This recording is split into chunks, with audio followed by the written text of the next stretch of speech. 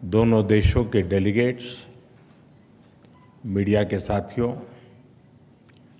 नमस्कार। पदभार संभालने के बाद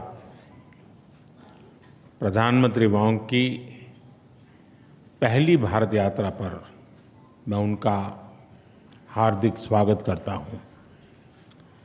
यह यात्रा और भी विशेष है क्योंकि इस वर्ष हम अपने संबंधों की 60वीं वर्षगांठ मना रहे हैं। फ्रेंड्स, पिछले साल मेरी सिंगापुर यात्रा के दौरान हमने अपने संबंधों को कॉम्प्रिहेंसिव स्ट्रेटेजिक पार्टनरशिप का दर्जा दिया था। इस एक वर्ष में हमारे संवाद और सहयोग में गति और गहराई आई है। आज साउथ ईस्ट एशिया क्षेत्र में सिंगापुर हमारा सबसे बड़ा ट्रेड पार्टनर है। सिंगापुर से भारत में बड़े स्तर पर निवेश हुआ है। हमारे रक्षा संबंध निरंतर मजबूत हो रहे हैं। पीपल टू पीपल संबंध गहरे और जीवंत है। आज हमने अपनी पार्टनरशिप के भविष्य के लिए एक डिटेल्ड रोड मैप तैयार किया है। हमारा सहयोग केवल पारंपरिक क्षेत्रों तक सीमित नहीं रहेगा। बदलते समय के अनुरूप advance manufacturing, green shipping, skilling, civil nuclear और अर्बन वाटर मैनेजमेंट जैसे क्षेत्र भी हमारे सहयोग के केंद्र बिंदु बनेंगे। हमने निर्णय लिया है कि आपसी व्यापार को गति देने के लिए द्विपक्षीय कॉम्प्रिहेंसिव इकोनॉमिक कोऑपरेशन एग्रीमेंट और आसियान के हमारे फ्री ट्रेड एग्रीमेंट का समयबद्ध तरीके से रिव्यू किया जाएगा। भारत और सिंगापुर के रिश्तों में हमारे राज्य भी अहम हिस्सेदार होंगे। जनवरी में जब राष्ट्रपति थर्मन भारत यात्रा पर आए थे तो वे ओडिशा भी गए थे। पिछले एक साल में ओडिशा, तेलंगाना, आसाम और आंध्र प्रदेश के मुख्यमंत्री सिंगापुर जा चुके हैं। गुजरात का गिफ्ट सिटी हमारे स्टॉक मार्केट को जोड़ने का एक और नया सेतु बना है। फ्रेंड, पिछले साल हुए सेमीकंडक्टर इकोसिस्टम पार्टनरशिप समझौते ने रिसर्च और डेवलपमेंट को भी नई दिशा दी है। सेमिकॉन इंडिया कॉन्फ्रेंस में सिंगापुर की कंपनियों उनका बढ़ चढ़ करके हिस्सा लेना ये अपने आप में बहुत बड़ी बात थी।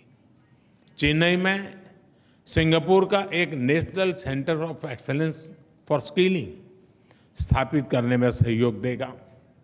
यह सेंटर एडवांस मैन्युफैक्चरिंग के क्षेत्र में स्किल्ड मैन पावर तैयार करेगा। फ्रेंड्स, टेक्नोलॉजी और इनोवेशन हमारी साझेदारी के मजबूत स्तंभ है। हमने तय किया है कि एआई, क्वांटम और अन्य डिजिटल टेक्नोलॉजीज में सहयोग को बढ़ाया जाएगा। आज स्पेस सेक्टर में हुए समझौते से अंतरिक्ष विज्ञान क्षेत्र सहयोग में एक नया अध्याय जुड़ रहा है। हमने निर्णय लिया है कि हमारे युवाओं को उनके टैलेंट को जोड़ने के लिए इस साल के अंत में इंडिया सिंगापुर हैकाथॉन का अगला राउंड किया जाएगा।